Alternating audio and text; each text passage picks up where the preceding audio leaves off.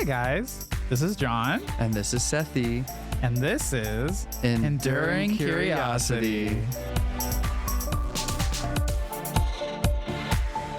On today's episode, we talk about Sapphire's magic experience. My 3 big decks. and magic consumerism. Welcome back, everybody. Thank you for joining us for another episode. And we have our lovely friend, Sapphire Sun. Yeah. Hello. Such a great guest. Such a great guest. Thank you for being here. So let me tell y'all, Sapphire Sun is one of my many friends that plays Humble with us. brag. Humble brag. Humble brag, you know. If you have friends, humble brag.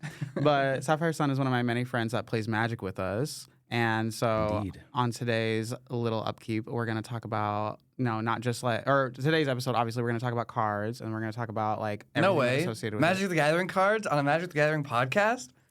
Who would have thought? It's more likely than you think, actually. I think it's funny. We had to start this upkeep because you were telling us that you were listening to one of our episodes and you're like, wait a minute.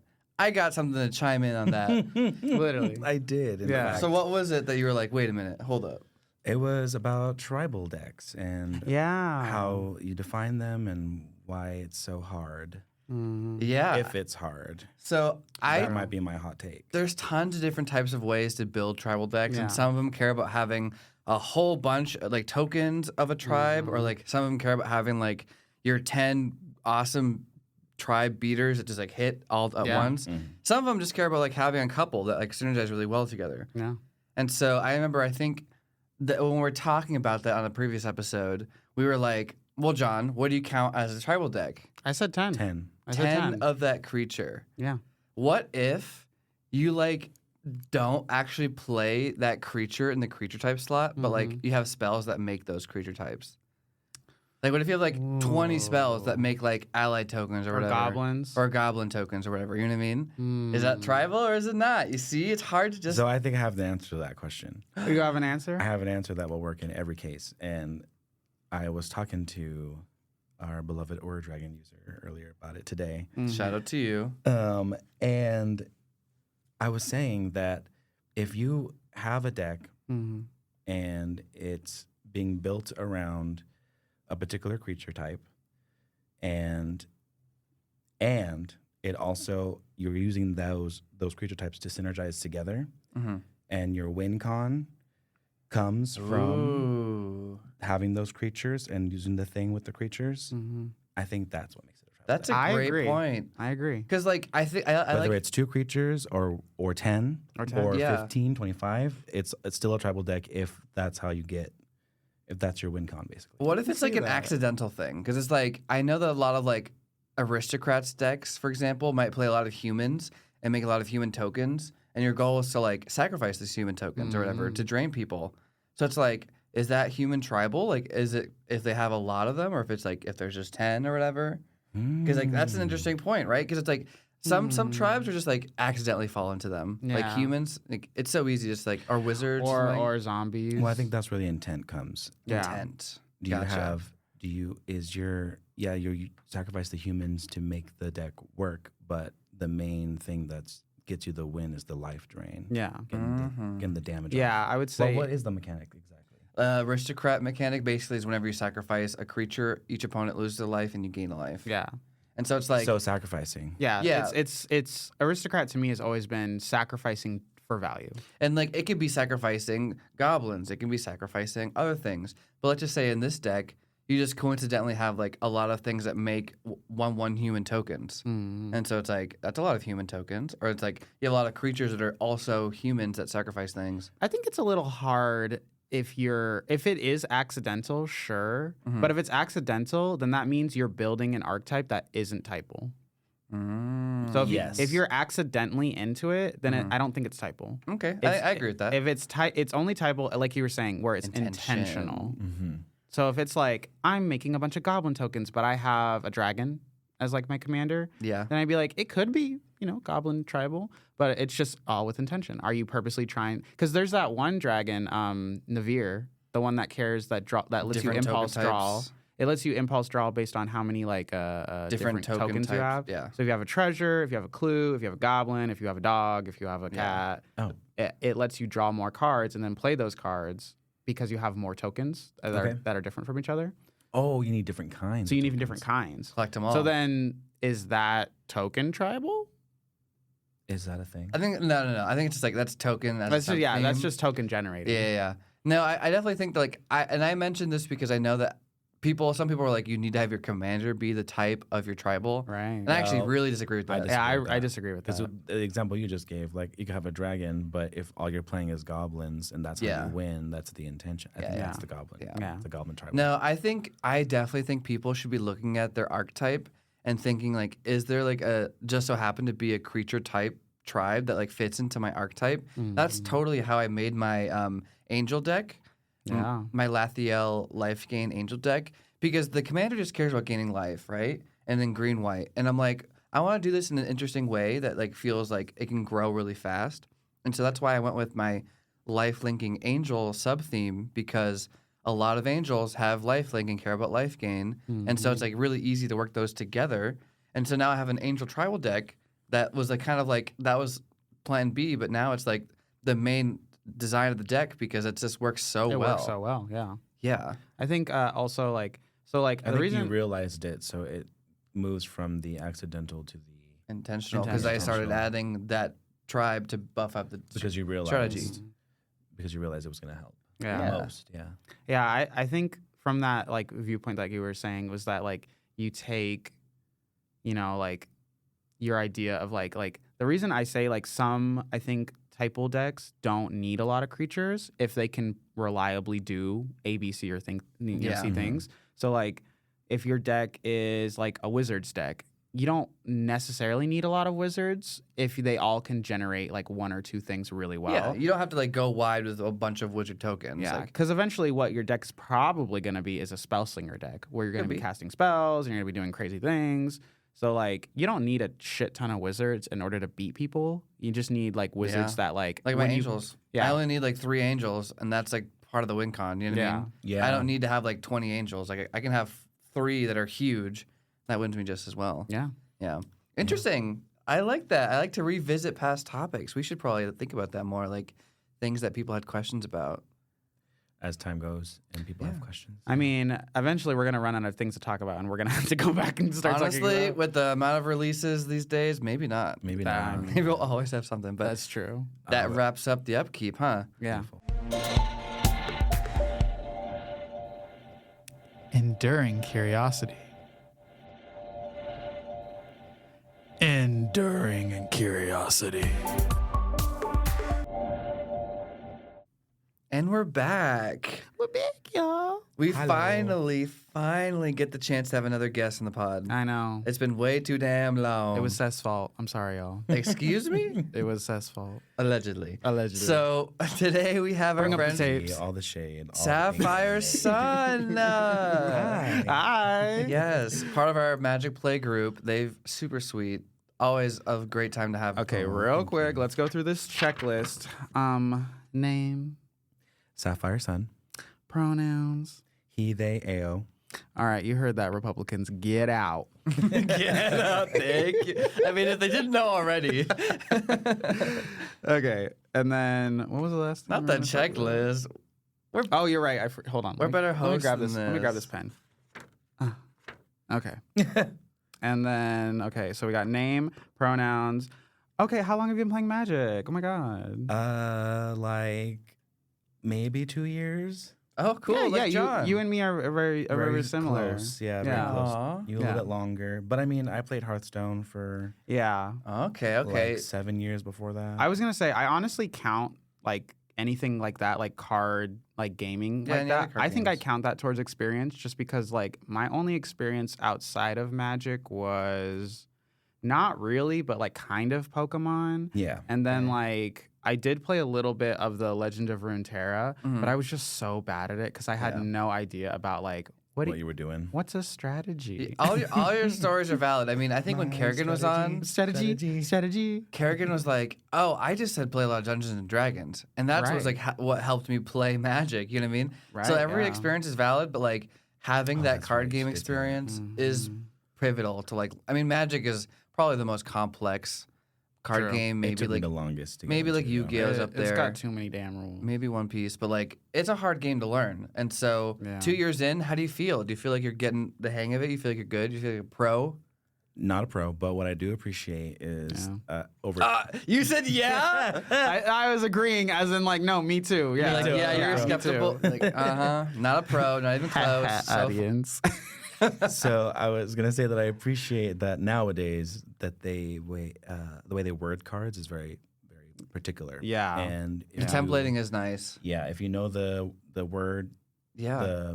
the keyword, then you can pretty much deduce what's supposed to happen, even when there's like weird stack stuff going on. Like as long as you just follow the cards, like it'll be Right. there. Yeah. Of course, there are rulings and stuff for those really complicated cards that come up every once in a For while. sure. But you'll know those rulings because the other players will tell you. Yeah. Yeah, I mean, like you can look at a card and see as this creature enters, you know. So it's like, okay, when I cast it and it enters, I do something at the beginning of the end step, you know, at the beginning of your upkeep. Yeah. Like you look for things that you shortcut in your mind of like, okay, I know how the timing of this will work. Yes. Yeah, what's exactly.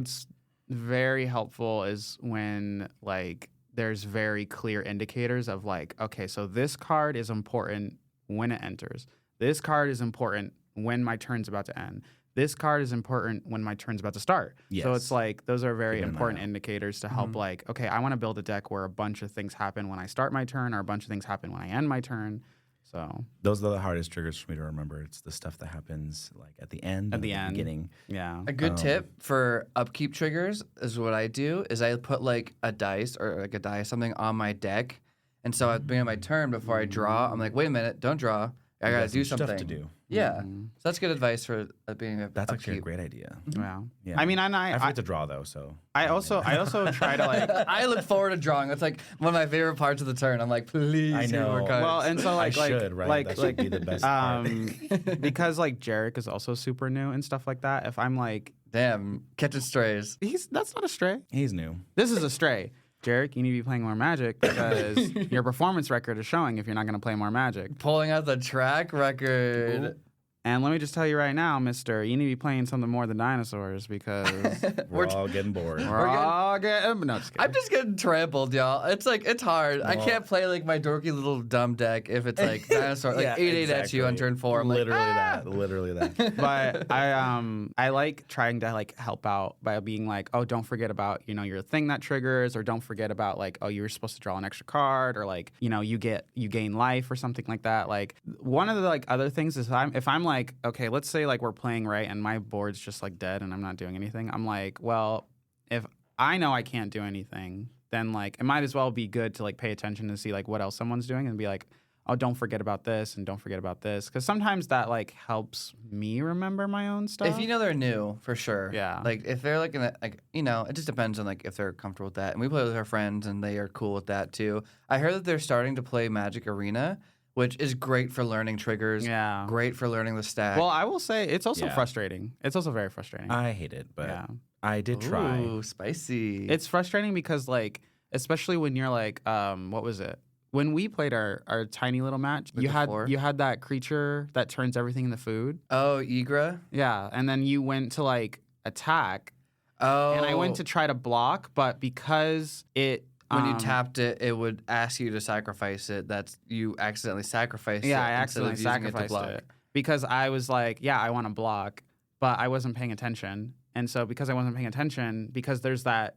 You have mana available, so it's like before you block, there's like a step. Where Yeah, it's on the like attacker step, it's Yeah. like you can choose to sacrifice it. before Blockers like before blockers declares. are declared. So then I accidentally did that, and then I was like, wait a minute, I just killed my creature, and I made your creature bigger, and I didn't want to do that. So I was like, what the fuck? Yeah, sometimes So- you do something and then you realize, oh, that was actually the exact wrong Wrong to do. thing. that you Yeah, wanted I to could see do. that where it's like that, and like I hate when it like stops in between every phase because you have something you can cast. Yeah. It's like, bitch, move it on, move Right. on. I mean, I guess that's one way of just like, that's just one way of them trying to That's make part of sure what I you're hate, yeah. still there, which I get. But Are you it's awake? like- right. It's like, are you still there? And be like, girl, you keep asking me if I'm still there just because I got a counter spell. They're not countering anything. They're swarming the board. They're swarming the board. I can't do anything. Yeah, it's like Netflix.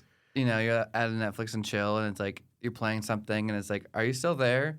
And it's like, Mm? I don't do you know where I really am? Am I Do gonna you know say where this? I'm at? Do you know where I'm at? I'm in something. I'm inside something. You're like, someone's doing our own little show. Indeed. Yeah. What a show it is. Yeah, Magic Arena is kind of annoying, but you do play a lot of paper Magic, which is cool. Yeah. I know you go with us to pre-releases, which is really fun. Indeed. Actually, so I should say that I started with proxies. Yeah. And I didn't want to spend the damn money. I'm a cheap ass bitch when it comes to certain things. Like I feel that. I'm gonna spend real good on a water bottle because it has to last me. Ooh, the sound effects. The good swish swish. The swish swish. Swish bish. Bish.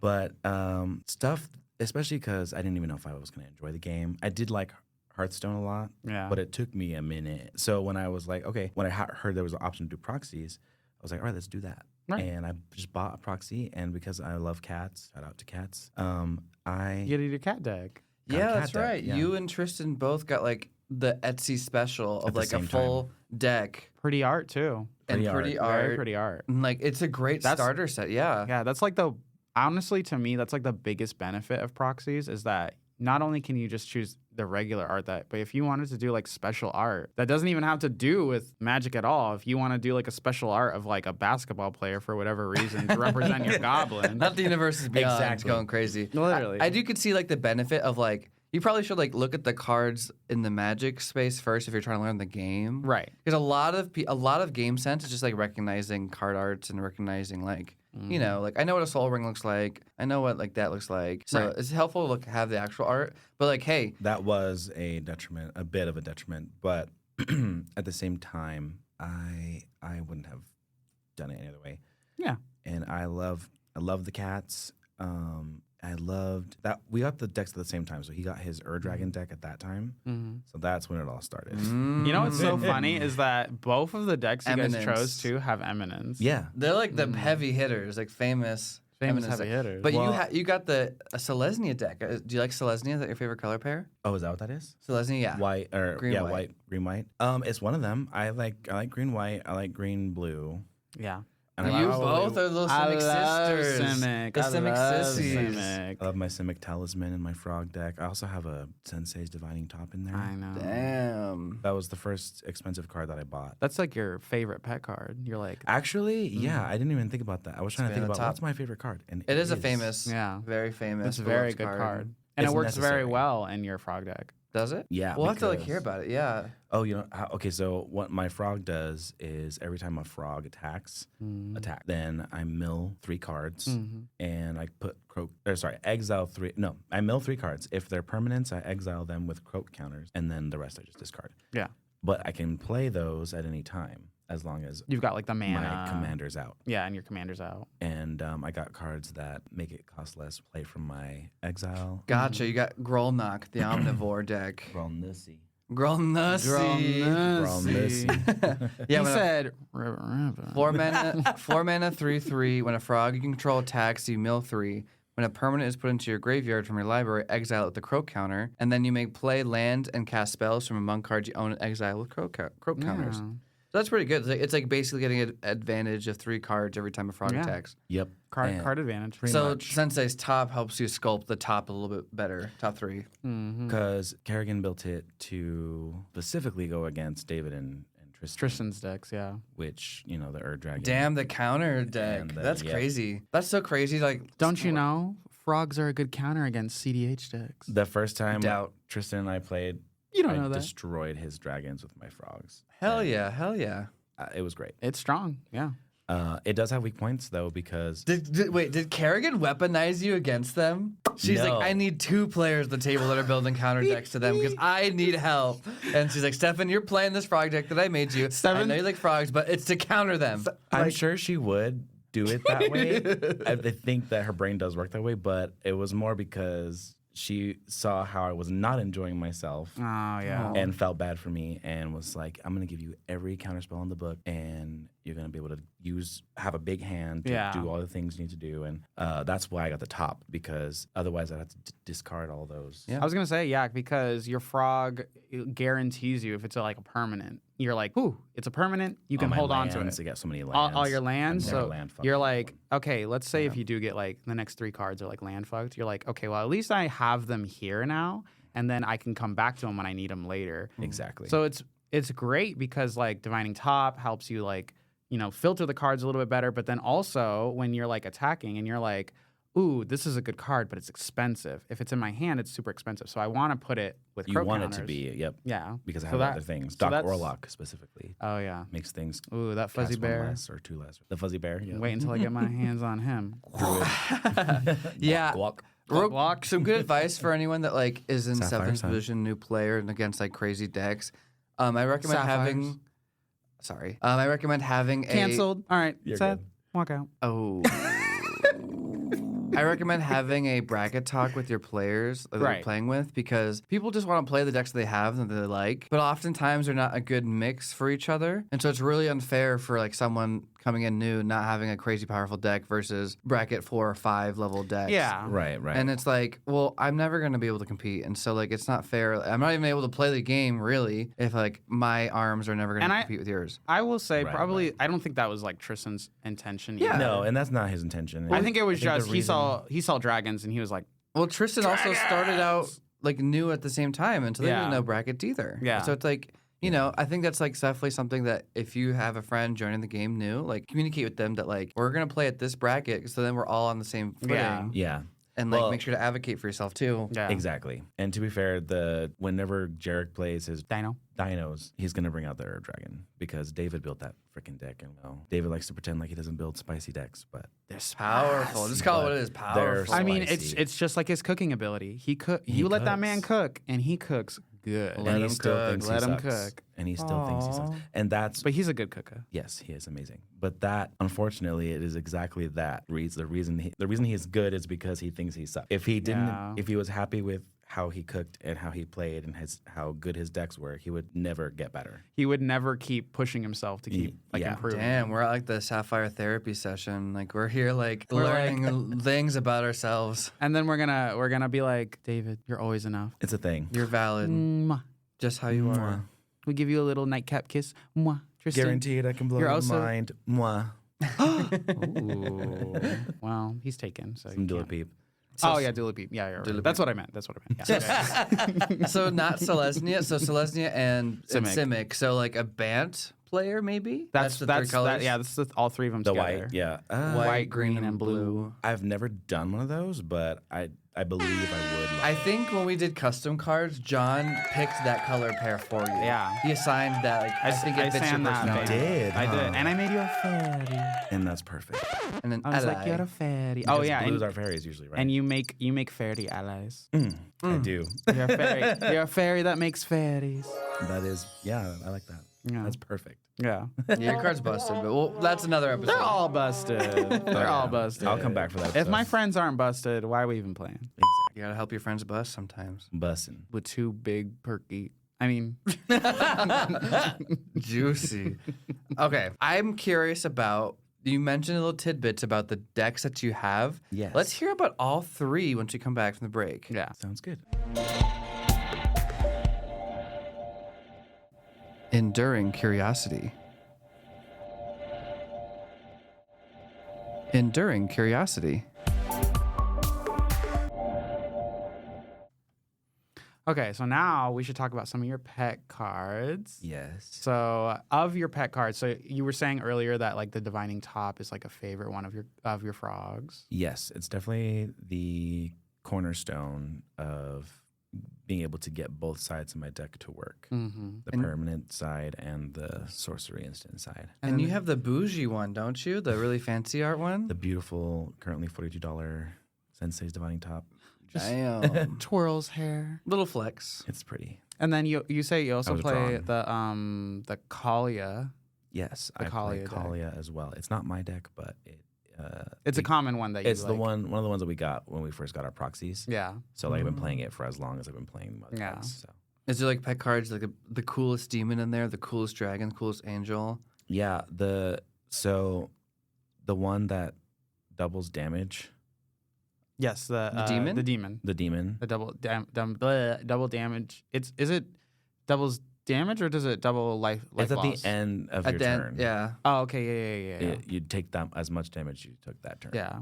Doubling damage. It's a Doubled. great win con. I think when Kerrigan was here, she talked about some like a card similar to that. And There's I also another one, play. yeah. I also play a card that's similar to that, where it's just like at the end step you'll double the damage they received. Like that will win games. It'll end games quickly, because I think it counts when other opponents hurt each other. So it's like Yeah, if it they does. hit each Yeah. other, then it's like you're Then just they'll lose double at the end. yeah, for sure. That is actually how I won my last game with Kalia. You were just like, Damn, damn, damn. And poor Kerrigan, she was trying to stop me from attacking. With her, it like- cost money to tap to attack. Oh, not money, mana, Propaganda or something like that. Yeah, yes, and you have to pay 2 for Propaganda. every creature that's attacking. But Yeah. since Kalia brings something out, tapped and attacking, You don't it have gets, to pay. yeah, you don't have to pay because it gets pay. around that. and Yeah. But at the same time, again, like, we want to win. We're going to But play games to we win. want to win, and I don't have a terrible track record.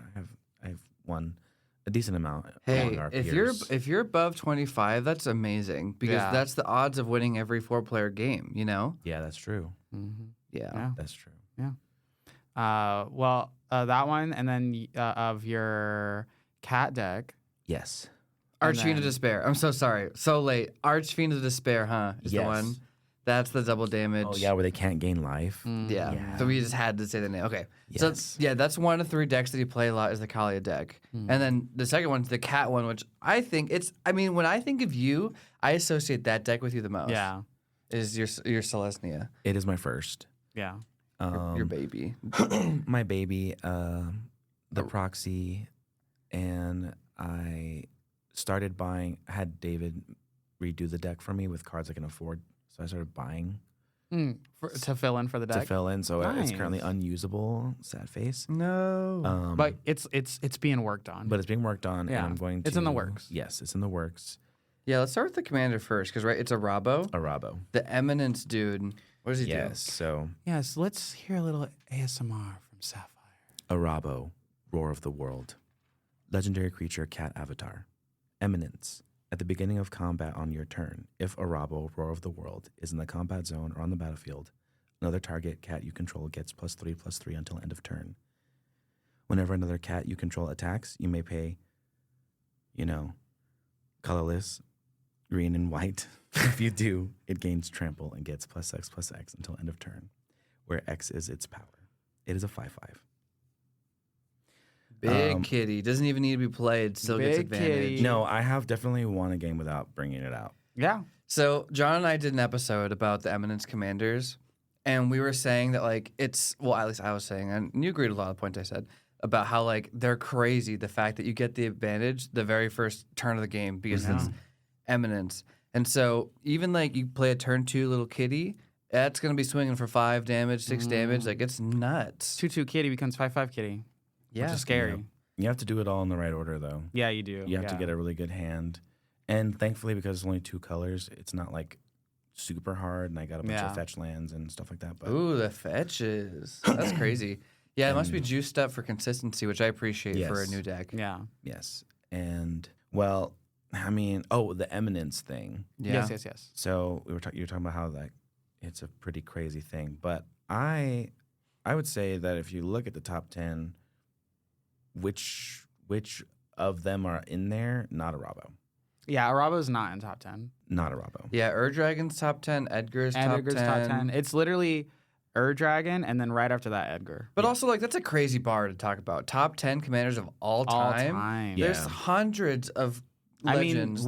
we're literally, I was going to say, we're getting literally hundreds of probably legendary cards a year. a year. So it's So for them to stay in the top 10 is just what is spicy though is I think Arabo I feel like isn't that's on purpose, though. Arabo isn't number one cat tribal deck. If you look at cat tribal, Arabo isn't the top dog anymore. Pun intended. Who is it? Rain and Cat and Dog. Rain and Sari is the number one. The Just Guy dog Just cat. Guy. No. It's a Naya. My Naya. bad. Naya cats and dogs deck. It's basically It's a whole different archetype, though. It's a different archetype. Because like Arabo okay. goes tall, and then they just go wide with dogs. Yeah, and they go cats. wide. So it's a whole different deck. They say whenever you play a dog spell, create a cat token. Yeah, this is the inverse. And then whenever you ever cast a cat spell, create a dog token. So you just play cards of those. That's the typal deck too. Yeah. So you play cats and dogs. Oh, it's so cute. And then you get cats and dogs. Yeah, it's from Ikoria originally, and yeah, just like it makes you tokens of the other one that you play, and so I think it's more of like a go wide deck. Oh, if you play a dog spell, you create a cat. Yeah. If you play cat spell, create a dog. So they're never separated. Because they loved each other. Yeah, so what's interesting is it is a dog cat as the creature type, and so like technically, if you play cat tribal with Rin and Sari, you're technically playing dog tribal, Right. because like you make dog tokens. I don't know. Because you can't. I mean, you could, but it'd probably just be difficult to only play. I'm only going to play dog spells. Be like, okay, well, you're going to make a bunch of cat tokens. Literally. So what are you going to do with Yeah. those cat tokens? You It's know so what I mean? random. It's so random. So- this is infamously the deck of like, oh, you're a new player and like you just like cats and dogs. This is your deck. Yeah. So that's why it's the most popular. Gotcha. It's And- also hard because there's like definitely some rules that I don't think people understand. Like you can't play token sacrifice because Right. I'm going to be so sad if you kill your little kitty cat or your little dog. Do not sacrifice your cat. Do not play Goblin Bombardment with this. Chucking the cats for damage. chucking a fiery cat at you for damage. Like, no. It's like when I give you a rat with death touch. Oh my God. And I love that right with this. From my That one deck. cat that makes rats that has protection from rats. And it It's has so protection from funny. rats. Yeah. I gotta look up that all your card. That cats, card's too. so funny. It's so busted. I love it. because it's a but political piece. It's a fun. Yeah. Yeah, it's a fun political piece. Yeah. Actually, I've had people fighting over it, and I was- usually John I gets was it there. first because he's like asking for it. We're talking about hungry. Well, that's Links. because I love to play the political cards. Hungry And I Links. love what I get out of it Oh my God. because you actually do shit for me. Yeah, 'Cause once Hungry it dies, Links. I get Yeah, you get benefits. benefits. Yeah. At the beginning of your end step, target opponent creates a 1/1 black rat creature token, and when a rat dies, you put a +1/+1 counter on each cat you control. Yeah. Yep. And it also says cats you control protection from rats, so they can't even use the death touchers against you. Well, and so what's fun is that so you have that card. Arabo is obviously a big piece. Rabo. I really love your I have over here the Miriam Weatherlight Duelist. yes. Merriam-Webster. Merriam-Webster. Is it Miriam or Miri? It's Miri. Is it Miri? Yeah. I don't I know. was like, you got the dictionary next to you. Girl, I can barely read. Miss Merriam-Webster. Ms. Merriam-Webster. So it is a cat warrior, a 3/2, first strike. Whenever this creature attacks, each opponent can't block with more than one creature this combat. And then as long as this creature is tapped, no more than one creature can attack you each combat. That's pretty busted. It's You better a believe very- I attacked every time. yeah. It's such a unique effect, too, that like you get basically a whole board of unblockable except for one because they can only block one thing. Like, that's crazy. Yeah. It was pivotal the one time, maybe one time that Yeah. I won against the Erd Dragon. And you have like big tramplers Yeah. too. It's like they can only block with one thing, so you're trampling over with a lot of damage. Like it's a Yeah. great card. And As- against and- dragons, Yeah, yeah. with tough. the cat typal theming, and you're buffing up your cats a lot. Honestly, you should, if you ever look into like adding any decks from Lorwyn, because I know you were saying you were looking at getting like a Lorwyn box. Yep. There's some amazing artifacts that buff up like typal creature decks. Like even the one my favorite, which is the Dawn Blessed Pennant, it's a 1-cost artifact. When it enters, but that one's only. Yeah, you have to pick one of the tribes. You have to pick one of the tribes. Never mind. Okay, so there's another one that's a 4-cost. When it enters, Do you want to read Dawn Blessed Planet just so you know? yeah, I'll still read it. But Dawn Blessed Pennant is a 1-cost artifact that when it enters, you choose elemental, elf, fairy, giant, goblin, kithkin, merfolk, and treefolk. And then whenever one of those chosen permanents come in, you gain a life. And then you can pay to sack it to look for a target card of that chosen type come to your graveyard. So there's that one, which is really good. There's the other one that's like, it's a 4-cost. And I think that one you can choose whatever type.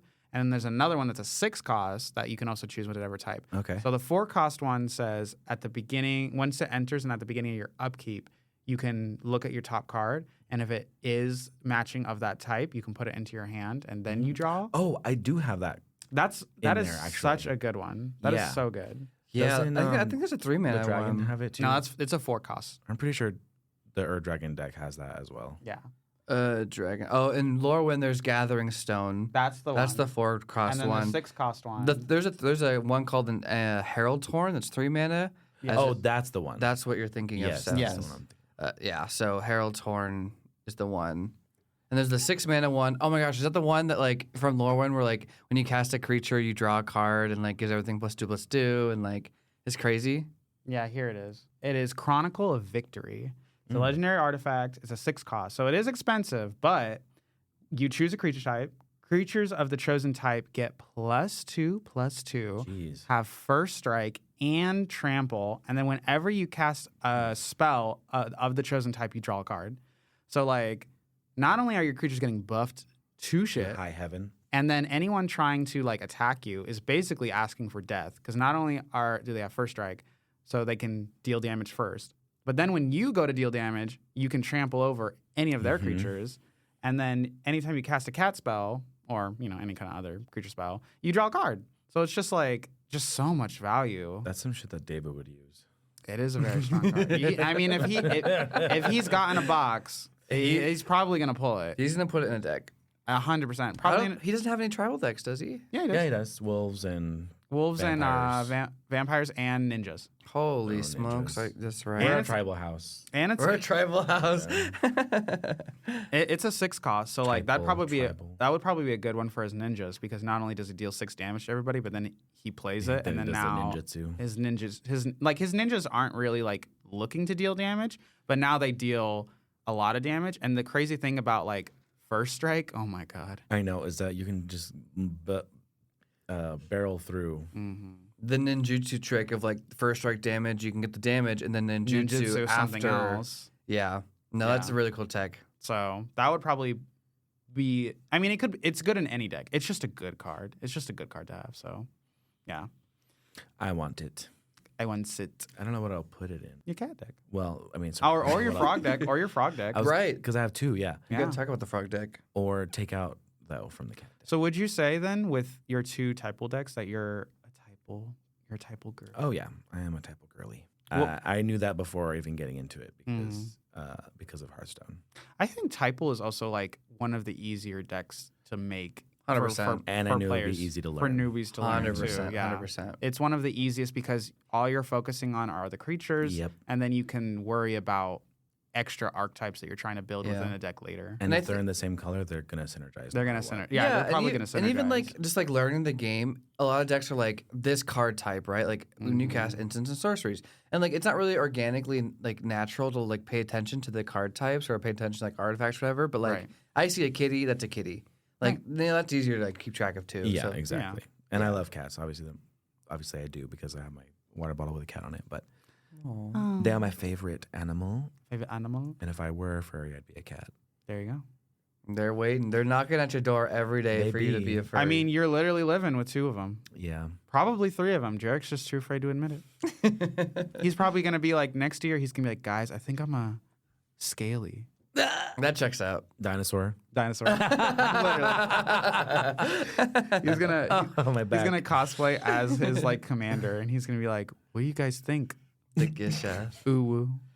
Ooh woo, a dinosaur. Ooh woo is crazy. Brings home a girl, but she's in a fairy costume. I wouldn't be surprised. And she was a fairy. And then I'd have to be like, "I thought you were straight." Extra large doubt. Well, Well, bisexual. Right. I was gonna ask, since you've already built those 2 typals, is there like a 3rd typal that you would like want to build, especially with Lorwyn and all the like? There's so many types. I could build love you're from trying to that. convert everyone to be Lorwyn heads. I mean, I love Lorwyn, so I'm totally for it too. But like, Well, it's just also It's the so most cute. recent. Like what It's am also recent. like the other one I would talk about would be Spider-Man. Avatar. Outerman. Oh, Avatar. I was Oh, Avatar. yeah, because I was like, you could do an ally deck if you were I looking could. for typal. Well, I did pull that beautiful full art Azula. That's right. Yeah, So and she is. what would that be? Ally? Not allies. That'd be fire I bending, don't. right? I was So gonna just the say yeah. I don't creatures. think she's trying to be like an ally deck. She's more. Wait. Is it the? The Grixis is on it attack. blue, red, black, or is it blue, black, or is it just black? Ooh, good question. I don't. I know think off it the was. top of my I head. think it was the Grixis Azula.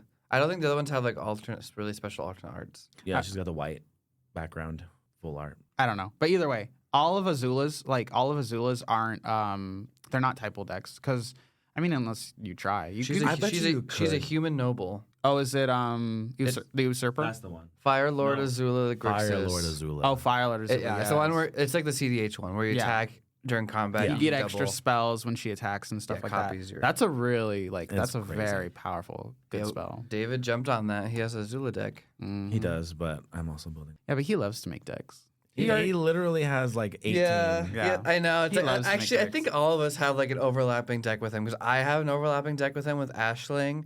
And then you will have one with Azula, and then Kerrigan will have one with Marlin. I don't have anything and with vampires David. because they're both. And Edgar. I don't have any. Well, they're not both Edgar, but they're both vampires. Oh, okay. Yeah, because Kerrigan, I don't think she has Edgar anymore. I think she only has made it to Astarion. Gotcha. She was like, Edgar, haha, old man, you're not sexy, hot, and you're willing to become my husband. I'm trading you up for the new model. I'm trading you out and for suck me dry. And the new.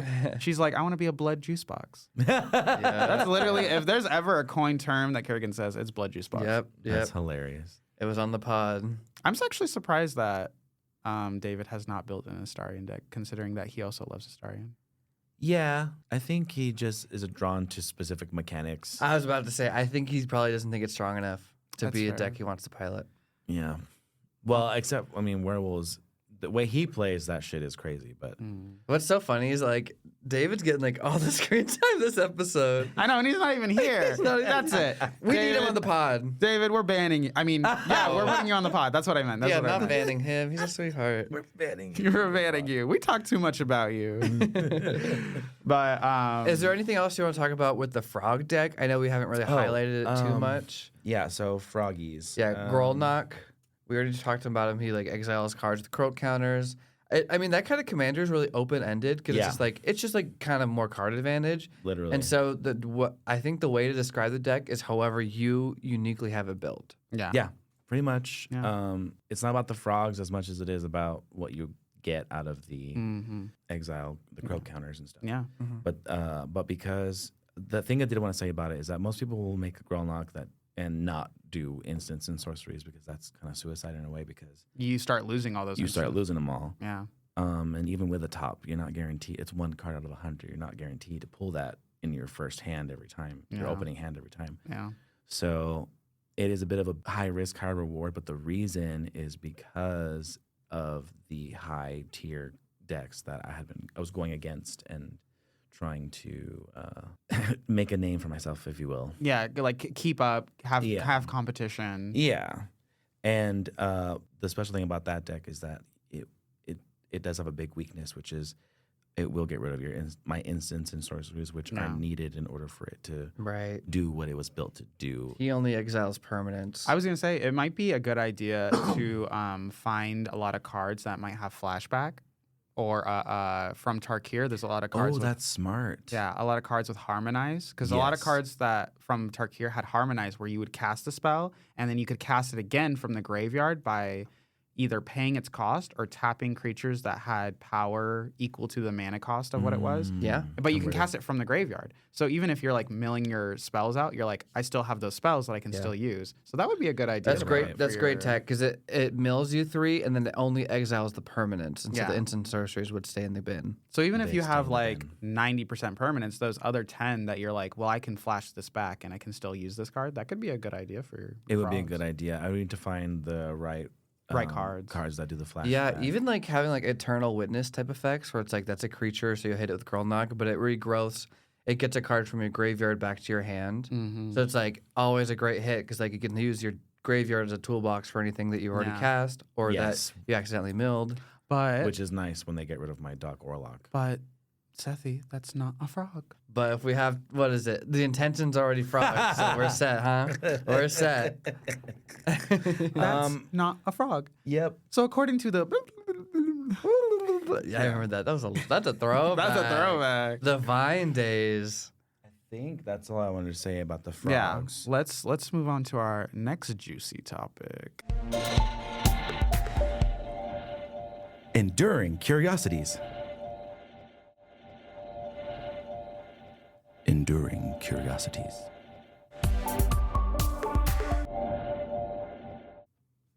And we're back. We're going to be talking about Magic as a hobby, and versus the consumerism that we have found ourselves in. Ooh, yeah. I mean, seriously, it's like we've talked about a little bit of both sides of like people invest in this game as if it was their life savings. Yeah. And people only Yeah. like buy little cards here and there, and some people just purely proxy their whole experience. And like, it's like there's a wide spectrum of how people play the game and what decisions they make. Obviously, if you want actual cards, you have to buy actual cards, either singles or buying packs or whatever. But even then, it's like buying packs is like a gamble, but a lot of people are cool with that.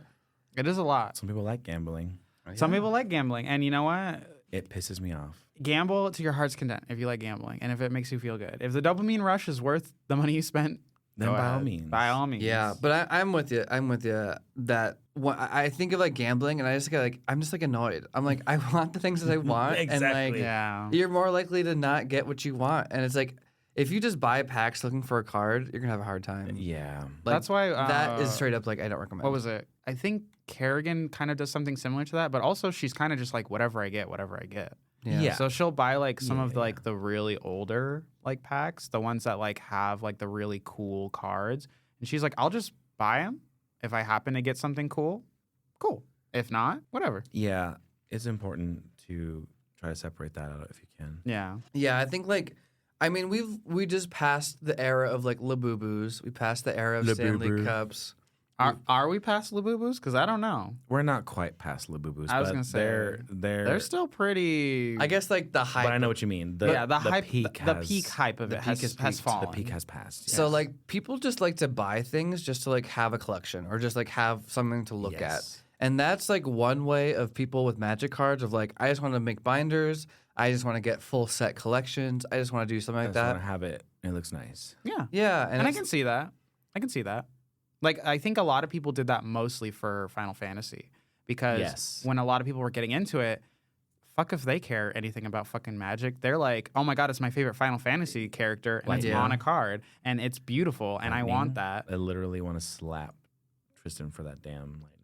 that lightning lone commando That he It's has the the beautiful Ishin. lightning. It's Beautiful the Ishin lightning. reskin. Ooh. I Oh, yeah. I have yeah, it yeah, too. It's so good. I was actually about to build the deck with it. Oh, I was like fuck, so just gonna be close. like, what do you want for it? I literally was so close, and I was like pulling some of the Sapphire's cards. like, oh yeah, what did you want for it? Oh, you don't want anything? Stab. Pulls out the sword. Yeah, no, I love that card. It's so I'm a staff gorgeous. user. But Yeah, there you go. You'll cast a spell like in free run. Mhm. You'll be like, boom, Or- I just shot a hole through Or your just chest. straight up whoop your ass with the staff. That too. You're gonna get your ass whooped by a staff. okay, okay, I'll take that. It's gonna go where the sun don't shine. He might enjoy that a little bit too much. Audience members, his DMs are open. What? You're shoving this pole up my ass? Wow, it fit. Clip that. Clip that. I mean, don't tempt me with a good time. That's all I'm going to say about that.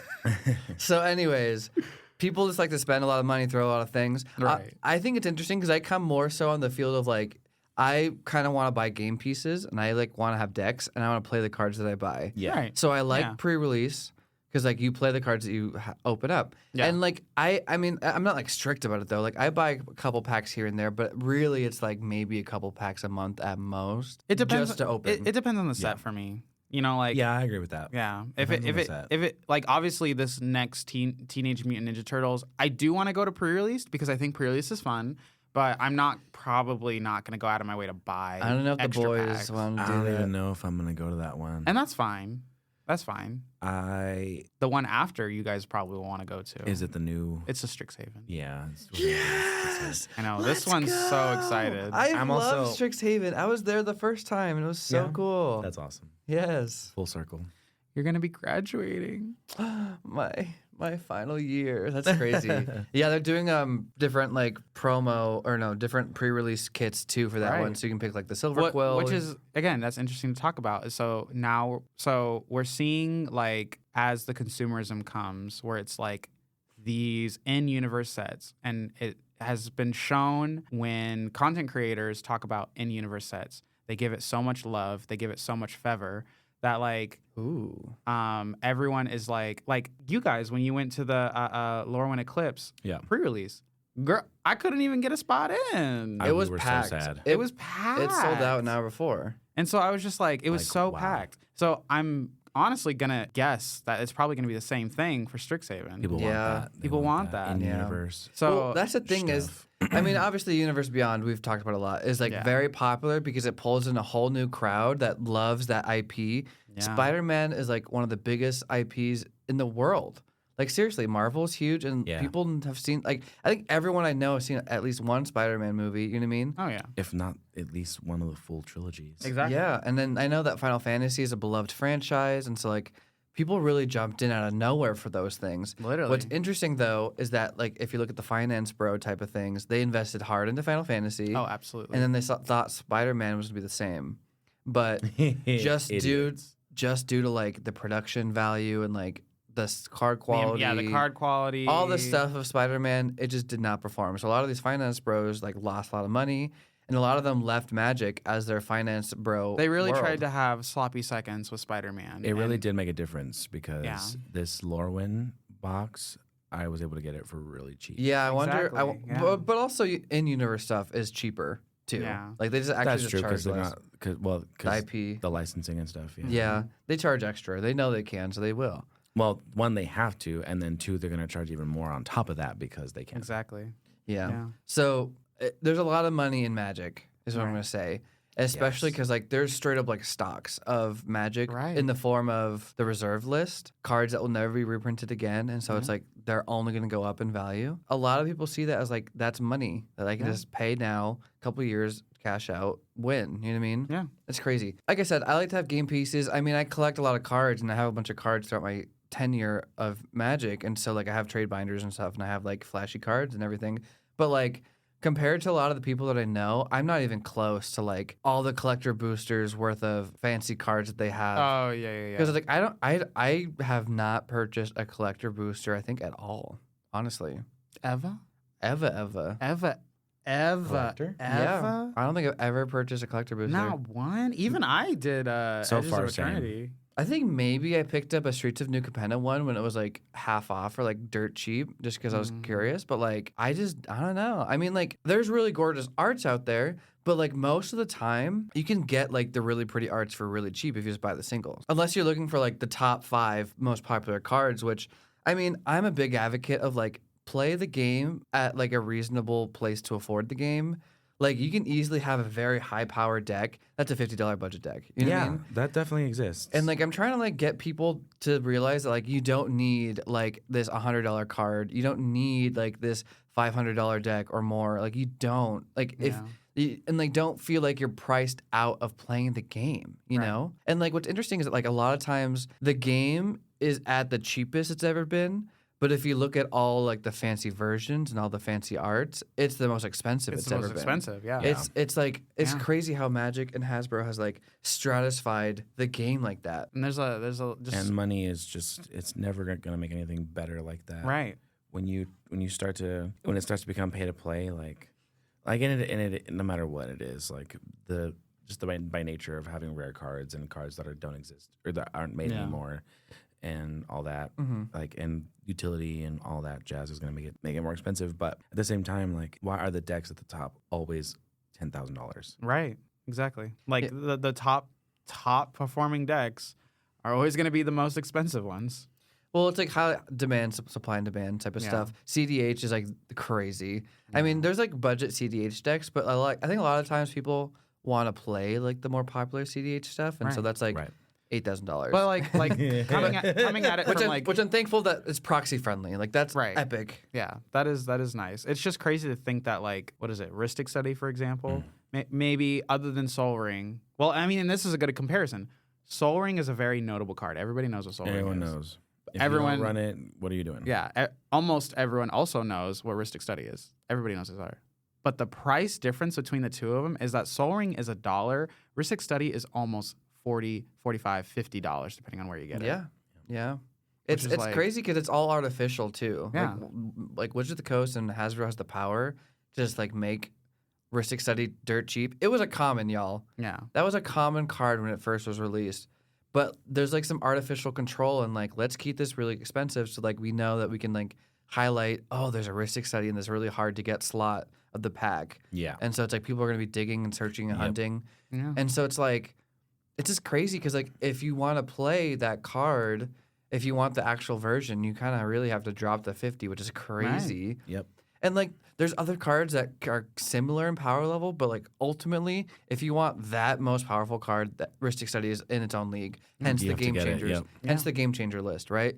It's like it's its own caliber of like there's almost always going to be really good cards.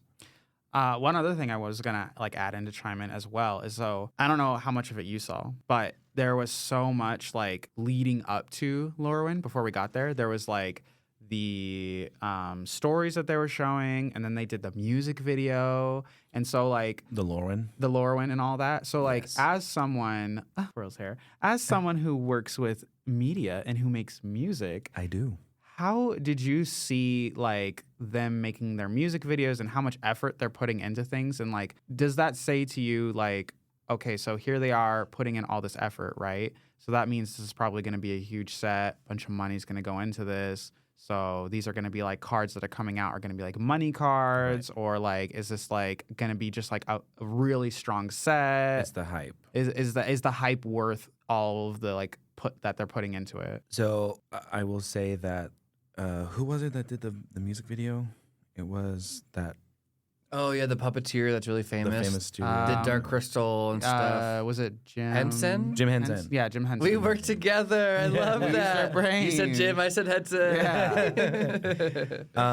Phenomenal. Jim Henson. It was amazing. Phenomenal, I yeah. loved it. You know, it's not my particular style of music, but it doesn't matter because just anything, you could tell that it was made by people. Right. Handmade, the puppets, they have all the props.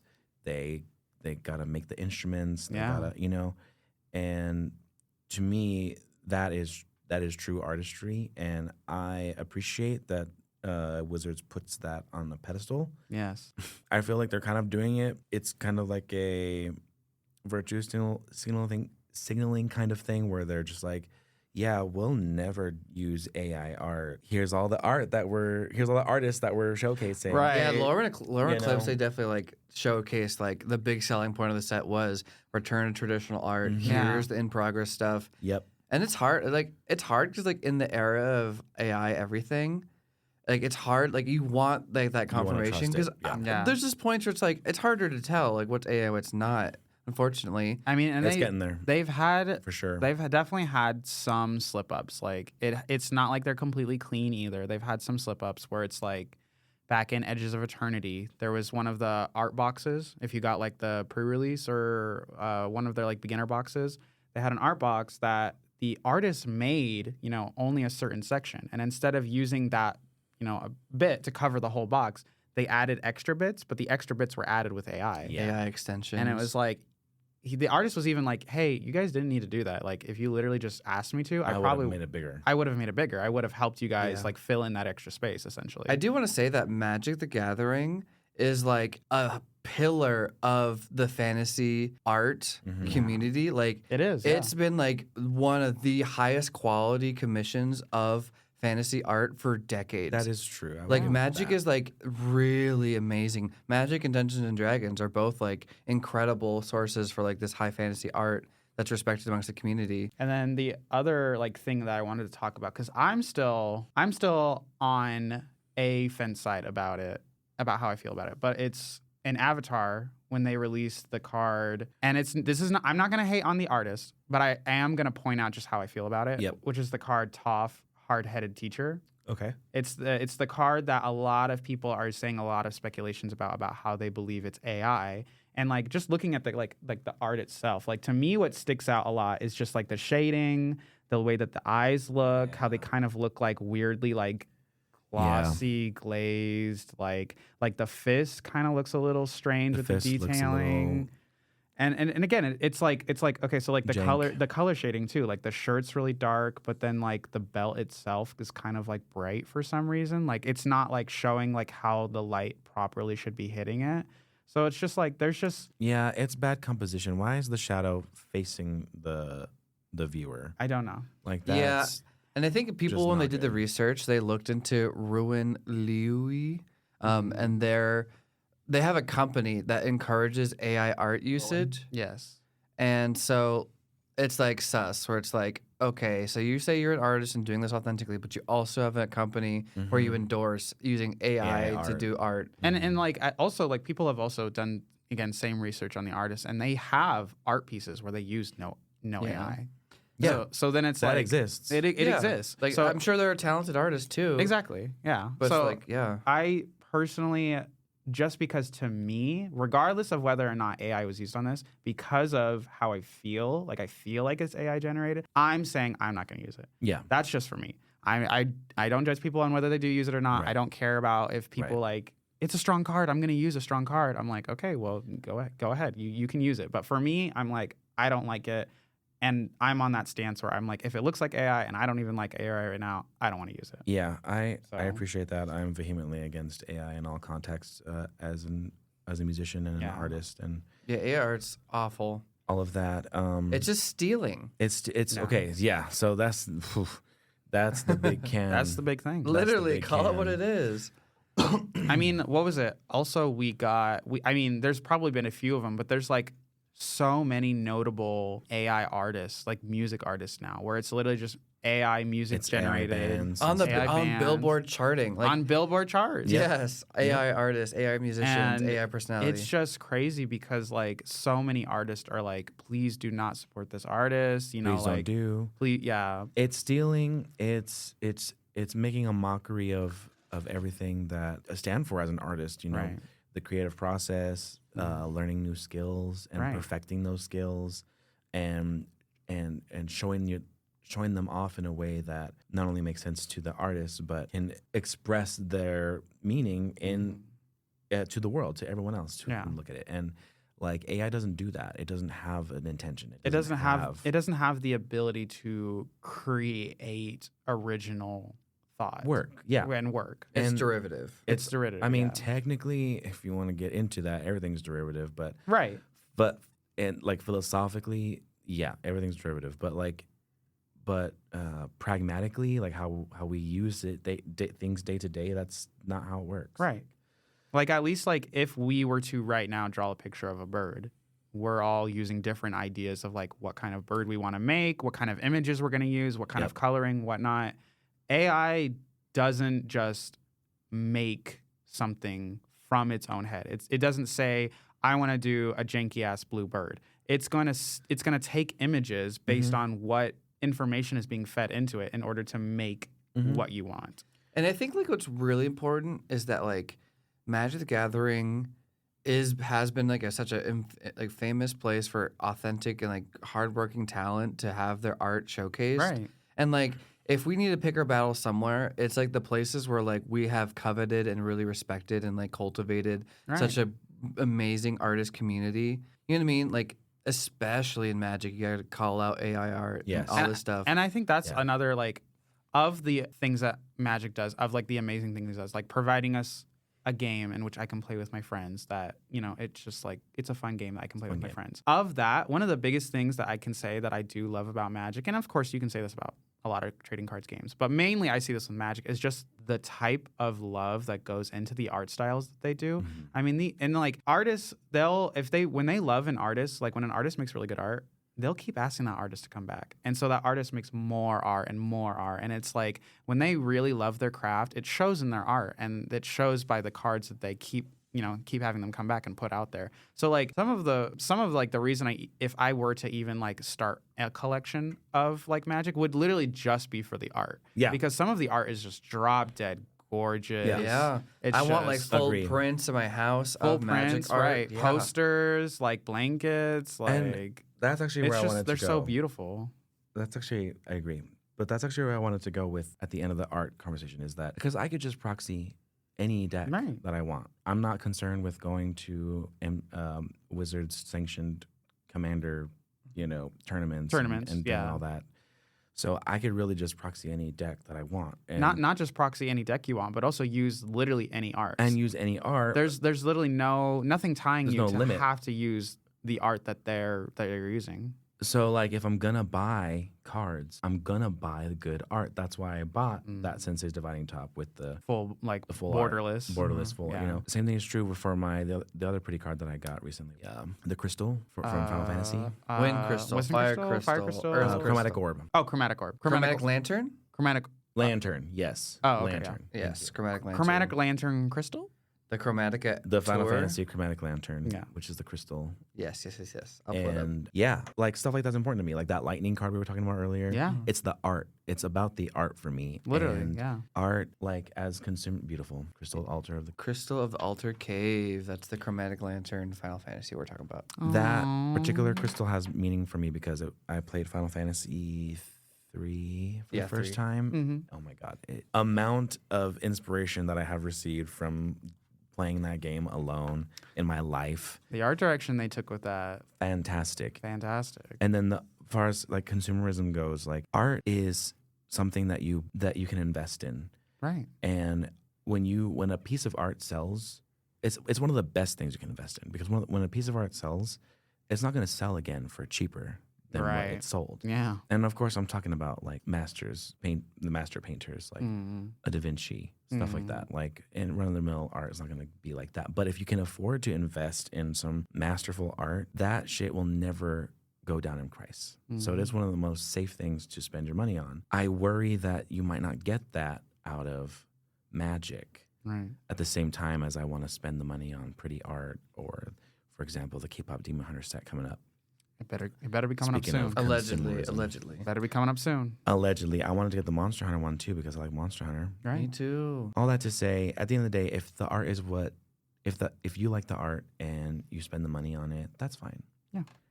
To me, that's not overt consumerism. It's when you do the whole pay to win Right. situation, that's when it starts to become dicey for me. And I know that it's a little bit trickier with a game that's so old. Yeah. With cards that just are rare. They're going to be expensive. They're going to be expensive. Especially depending on like what they do, how easy it is to get them. Exactly. Yeah. Yeah, I know, like, it's just hard with the reserve list. I mean, everything else can be reprinted and probably should be, but, like, I'm thinking, like, the original Dual Lands or Gaia's Cradle of, like... Right. It's like, these are one-of-a-kind, very powerful cards, and Gaia's Cradle is, like, a couple hundred... Like, I think for an actual copy is, like, $1,000. Right. Yeah. And it's like... Which is... I want to play that card, but I can't. It's so funny because I think there is some attempt. I wouldn't even play it if I bought one. Too expensive. I'd be too scared, yeah. It's just scared. Like, imagine someone's like, "Can I see that real quick?" And then there's like, "You bent it. You bent it. So now I hate you Forever. forever." Yeah. So it's so, but like, I think Magic on some level is like, I think they're kind of testing the waters, if I'm gonna be honest, with like this idea that like they know that this is a coveted card and they want to make versions of it because like Gaia's Cradle is huge for giving you a bunch of mana for some creatures. But if I'm gonna be honest, we've been getting a lot of very similar cards to that recently. So like when Edges of Eternity came out, there was that planet that you can station to basically, once it's online, Oh, yeah. it does the same thing. Yeah. And now with Lorwyn, we literally have a creature that does exactly the same thing, where it says for however many creatures you have, not only can you do green mana, but now you can do white mana. So it's like they're slowly but surely, I feel like we're getting to the point where we're getting more things. Yeah, they like to That can riff do the on the thing. original deal. They like to lift on the originals. Now, riff on them. we need more riffs on more of like, I'm sure there are some versions of it, but there's just nothing comparable to Smothering Tide, to Rhystic Study, Yeah. because those are the biggest draw engines. Those are the biggest like treasure gaining engines. Like that combo is just so nasty.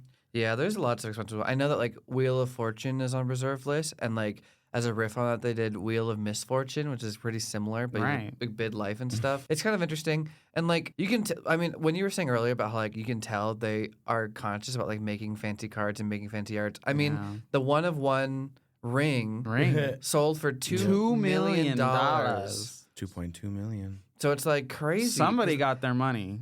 Post Malone's. Post Malone got the card, Yeah. but the guy who sold it to him, I think it's some Canadian guy. Right. He's like He helps got his family now. money. Well, it's just like that's the thing Yeah. is like they just chose to do that, and I'm sure when we go back to the Hobbit, like they're probably gonna be something probably just gonna- as crazy. Oh my god. You could just invest in stocks your entire 2.2 million and live off That. the interest. 100K. Yeah, no. $100K a year. Well, that's the thing is like you're that rich, you can pay a financial investor to figure it out for you. Right. Like No, you that's don't like want to do that either because they'll just steal your money. a good one. A good one. One that runs in the family. Well, Good luck. that's good worse. luck. I think that's worse. I don't trust anyone in my family with Yeah, I money. think Let's be that's so worse. fucking real. You should, audience, you should just trust me with your money. But honestly, y'all, if you're having a lot of money to spend and you see Magic the Gathering, please double check on yourself. Make sure you have your safety net. Make sure you have your Yes. savings account. Make sure you have your emergency saving fund. Like, be responsible, Make y'all. sure you have your Ren Fair Pleasure Feast ticket. I Oh my God. Say it again for the people in the back. For the people in the back, make sure you have your Ren Fair Pleasure Feast ticket. If you know, you know. know. If you know, you know. The shade. If you know, you know. Korean barbecue was amazing though. Sapphire Sun, what a great time you've been on the podcast. Sapphire Sun, where can we find you? Thank you. Yes. You can find me on YouTube as Sapphire Sun. You can also find me on Apple Music, all the streaming services, Sapphire Sun. I have one song currently with my collaborator who goes by Say San. It's called Matilda. That's right, your song Matilda. I like that song. Thank you. I'm glad you like. But yeah, it's legit. I do make music. If you want to catch me other places At the tea house. At the tea house. at Aw. sipping on that tea. Sipping on that tea and dishing it out. Always dishing. Always Yep, yep. You're great to be around. Thank you. I appreciate you guys. It was a pleasure. Thank you. And well, invite me again. We'll dish it up. We need to. We need to. So we actually have a basement that we keep all our guests in. So You're that not going to way- escape. So that way we can get you to come back. We're on going to rotation. farm you for content. Yeah. Okay. Yeah. That works. As long as I got JK, my cats. JK. Well, guys. I didn't say I was just kidding. So that's your basement. Actually, I haven't seen Kerrigan in a while. Where's she? Wait, Kerrigan, can you make some noise real quick? Rattle your chains down there. Rattle your chains. rattle the Kerrigan. Kerrigan! You're famished. What has he done to you? JK, JK. Oh my God. Well, thanks everyone for listening. Thank you. Thank you, Yes. Sapphire, for coming onto the pod. Of course, it was my pleasure. And with that, we must bid you all adieu. Bye, y'all. Adieu. You just listened to Enduring Curiosity. Feel free to check out another episode.